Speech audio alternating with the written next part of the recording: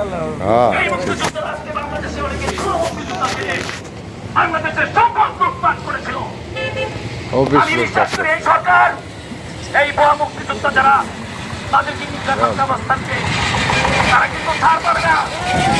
যতদিন ধরে ৭১ সাল থেকে আজকে দিন পর্যন্ত তারা যে সরকারের টাকা নিয়েছিল, যে সরকারি সুযোগ সুবিধা ভোগ করেছিল, সেই সুযোগ সুবিধা থেকে কিন্তু তাদেরকে বঞ্চিত করা হবে এবং কড়াই গণ্যায় তাদেরকে কিন্তু এই টাকা ফেরত দিতে হবে সরকারের কাছে। আমরা আজকে সরকারের কাছে দাবি জানাই, এই সরকার যেন ভুয়া মুক্তিযোদ্ধাদের যারা টাকা লুটপাট করেছিল, যারা মুক্তিযোদ্ধাদের সুযোগ করে দিয়েছিল, ভুয়া মুক্তিযোদ্ধাদের সেই মুক্তিযোদ্ধাদের টাকা যেন কড়াই গণ্ডায় হিসাব করে নিয়ে তাদেরকে শাস্তির আওতায় এনে জনগণের হক থেকে যারা বঞ্চিত করেছিল, বাংলাদেশকে ষড়যন্ত্র করে ৭১ সালে পরাধীন করতে চেয়েছিল যারা, সেই ভুয়া মুক্তিযোদ্ধাদের এখানে এনে শাস্তির ব্যবস্থা করবে, এটা আমরা আজকে এখান থেকে দাবি জানাই। ভাইরা আমার, আমি আমার কথা শুধু এইটুকু বলবো, আগামী দিনে আপনারা সোচ্চার থাকেন, আমাকে আপনারা মন থেকে ভালোবাসেন। এর কারণ কি? একজন আরেকজনের ভালোবাসার কারণ কি? তার অতীত রেকর্ড কি? যে মানুষের সাথে কতটুকু মিশছিল, সে কোনো চেয়ারে গিয়ে অন্যায় করছে কিনা, কোন মানুষকে কষ্ট দিছে কিনা, কোনদিন চাঁদাবাজি সন্ত্রাসী আমি কাউকে দিয়ে করিয়েছি কিনা, আমি কিন্তু সেটা করি নাই বলে আজকে সারা নাইলতাবাড়িতে একটি কথা বলে, বিএনপিতে যদি একটি নেতা থাকে সেটা হচ্ছে আনোয়ার। আজকে অনেক নেতা আছে, তাদের নাম কেন আসে না? আমি সেদিন উপজেলা পরিষদে বলেছিলাম, আপনার নেতৃত্ব দিতে গেলে নিজের সৎ সাহস থাকতে হবে, নিজেকে ভালো হইতে হবে, মানুষের সাথে প্রমাণ করতে হবে যে আপনি ভালো মানুষ। আমি আমার ভালো মানুষ যদি না হই, আমি ভালো কথা যদি আমি আপনাদেরকে বলতে না পারি, আমাকে যদি মানুষ ভালো না বলে, ওই ধরনের নেতার পিছনে ঘোরার দরকার নাই। আমরা দেখছি যে যে গ্রুপগুলো রয়েছে এখানে কি অবস্থা হয়েছে আপনারা জানেন। এখানে অনেক যুবদলের নেতারা আছে। আমি বলতে চাই, এই গত ১৬ বছরে যুবদলের অনেক নিরহ নেতাদের কাছ থেকে কি পরিমাণে সেই কমিটির নাম করে লক্ষ লক্ষ টাকা নেওয়া হয়েছে, সেটার জবাব আমরা নেব ইনশাল্লাহ। এখানে আমাদের উপজেলা বিএনপির অনেক সিনিয়র নেতারা রয়েছে যারা আজকে আমাদের নিরহ নেতা কর্মীদের পাশে দাঁড়ায় না, তাদেরকে দেখে অন্য দিক দিয়ে চলে যায়। এখানে আমরা যখন মিছিল করে আসলাম, আমরা কিন্তু তাদের প্রত্যেক মিছিলের সাথে সমর্থন জানিয়েছি। আমি নিজে হাততালি পেতে বলছি, কিন্তু আজকে লক্ষ্য করে দেখেন ওই গ্রুপ থেকে কিন্তু সেই হাততালি সম্মান আমরা পাই নাই। ওনারা মনে করছে আমরা তাদের প্রতিপক্ষ, আমরা কিন্তু তাদেরকে প্রতিপক্ষ মনে করি না, প্রতিহিংসা। আর যেদিন প্রতিপক্ষ মনে করবো নাইলে তারপরে উঠতে দিব না। আমার জানা আছে কত বড় কোন বেটা, কত বড় নেতা আর কত বড় শক্তিশালী, এটা আমার জানা আছে। সন্ত্রাসী এতদিন করি নাই। আমি আনোয়ার চ্যালেঞ্জ দিচ্ছিলাম, আগামী থেকে যারা সন্ত্রাসী করবে তাদের বিরুদ্ধে আমি সন্ত্রাসী চালাবো ইনশাআল্লাহ। আমার পক্ষে তাজা রক্ত দেওয়া হলো এই নারীতাবাড়ির বিএনপিকে আমি বাঁচাবো, আপনাদেরকে সাথে নিয়ে নারীতাবাড়িকে সাজাবো। এই দালাল কিছু বিএনপি নেতাদের কারণে আজকে নারীতাবাড়িতে ৪-৫টা গ্রুপ হয়েছে। এই দালালদেরকে চিহ্নিত করেন, মুখ খুলে বসে থাকেন না। আপনাদেরকে স্পিড দেখাইতে হবে ছাত্রদের মতো, যে ছাত্র জনতা আজকে সরকারকে উৎখাত করলো শুধু মুসলিময় কিছু ছাত্রদের সন্তানদের কারণে। আজকে আমরা এই বিএনপি যারা করি, আজকে বিএনপি ২০ বছর ৩০ বছর যাবত তাদের সেই ঐক্য আছে না, আপনাদের সেই স্পিড আছে না? যারা বিগত দিনে আপনাদেরকে ঠকিয়েছে তাদের বিরুদ্ধে কথা বলতে আপনারা পারেন না? এই নারীতাবাড়িতে ৫ তারিখ থেকে আজকের দিন পর্যন্ত যে চাঁদাবাজি হয়েছে, সেটা শুধু রিপোর্ট আপনাদের কাছে না, আমাদের কাছে না, প্রশাসনের কাছে আছে। প্রমাণ হবে ৮ তারিখ করে যারা আজকে বিএনপিকে ধ্বংস করছেন, আপনাদের কেউ ছাড়বে না ইনশাআল্লাহ, কেউ ছাড়বে না। আমিও ছাড়বো না ইনশাআল্লাহ, আমি প্রতিবাদ করে যাব।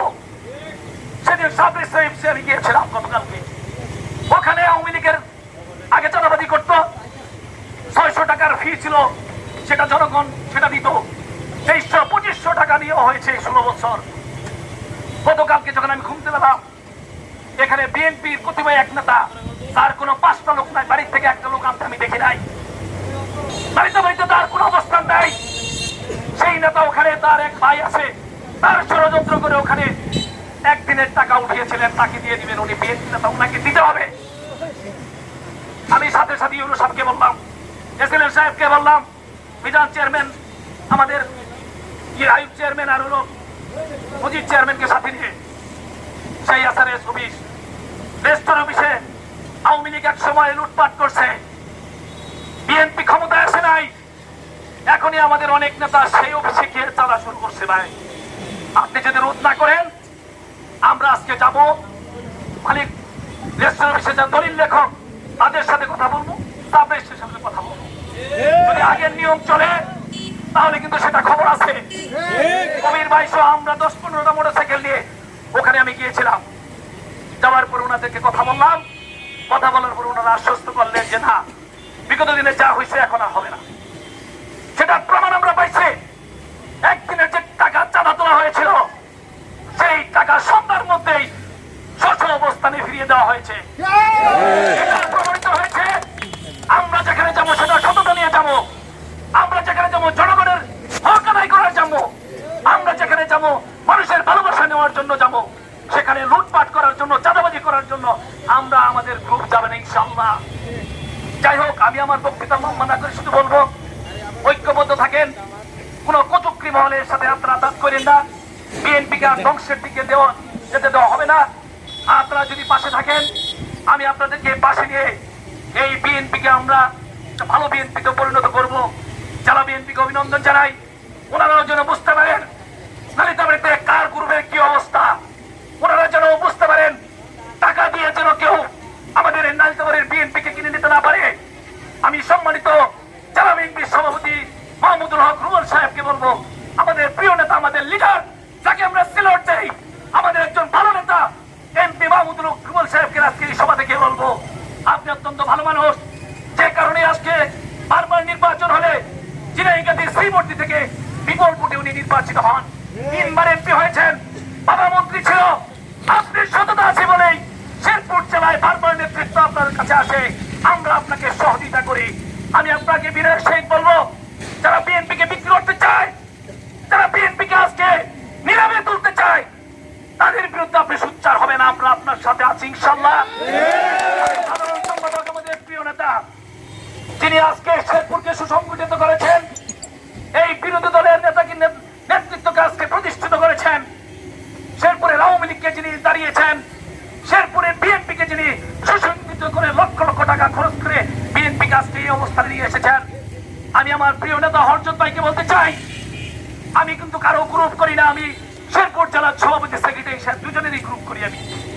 কিন্তু কেউ যদি মনে করেন আমি রুবেল ভাইয়ের গ্রুপ করি, কেউ যদি মনে করেন আমি হরজত ভাইয়ের গ্রুপ করি, সেটা ঠিক না। এখানে আপনারা যারা আছেন, উপজেলা বিএনপির সভাপতি, সম্পাদক, দুজনই তো আমাদের নেতা। তাহলে আপনি শুধু সভাপতির সাথে যাবেন, সেক্রেটারির সাথে মিশতে পারবেন না, তাহলে আপনার ওই নেতৃত্ব ঠিক হবে না। আপনি ইউনিয়নের নেতৃত্ব দিতে পারবেন না। আপনার মন উদার হইতে হবে। আপনি সভাপতি, সম্পাদক দুজনেরই প্রিয় নেতা হইতে হবে। দুজনেই যেন আপনাকে ভালোবাসে। আপনি শুধু সভাপতির হয়ে বসে থাকবেন, সেক্রেটারি কোন প্রোগ্রাম দিলে আপনি যাবেন না, তার ফোন ধরবেন না। এই ধরনের নেতৃত্ব আপনারা দয়া করে আপনারা নিজেরা করবেন না। নেতৃত্ব দিতে গেলে নিজেকে উদার মনে একজন মানুষ হইতে হবে। নেতৃত্ব দিতে গেলে সবার সাথে সুসম্পর্ক রাখতে হবে। নেতৃত্ব দিতে গেলে আপনাদের সকলের সাথে ঐক্যমত পোষণ করে আমাদের টিকে থাকতে হবে। বর্তমান সমাজে কিন্তু এখন একটা জিনিস মনে রাখেন, ভালোর চাইতে খারাপের সংখ্যা বাইরে গেছে। ভালো জানা 10%, খারাপ হলো 90%। এটা হলো আমাদের নেতাদের কারণ। নেতারা সাধারণ মানুষ না। যারা নেতা ম্যাক্সিমামই 8 থেকে 10 জন দেখবেন যে ওরা একটা ইউনিটি করে, মেজরিটি করে, শক্তি দিয়ে ওরা ইউনিয়নটা জিম্মি করে রাখে। বাকি যে ইউনিয়নে ওরা সিনিয়র নেতারা আছে, এর আগে